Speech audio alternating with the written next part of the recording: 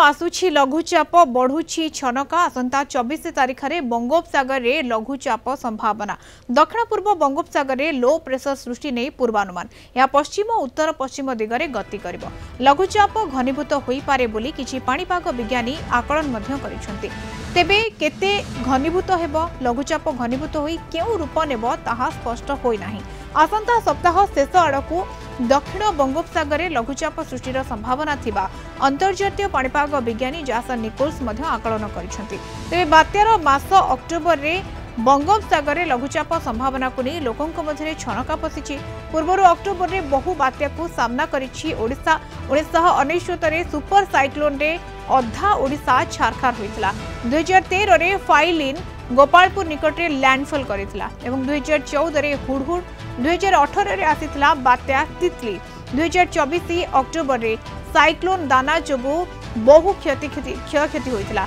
एबे आगकू बंगोपसागर लघुचाप संभावना थिबा बेले एहा केते घनीभूत हेबो से नै किछि स्पष्ट आकलन करा जाय नाही आईएमडी मध्य लघुचाप नै किछि स्पष्ट करि नाही केवल बंगोपसागर नुहे आगकू आरब सागर रे मध्य लो प्रेशर रा संभावना रहिछि एपटे सारा देशरु विदाय निछि मौसुमी वायु ओडिशा समेत सारा भारतरु दक्षिण पश्चिम मौसुमी वायु संपूर्ण अपसरी जाइछि राज्य रे एबे पाग प्राय सुखिला रहिछि।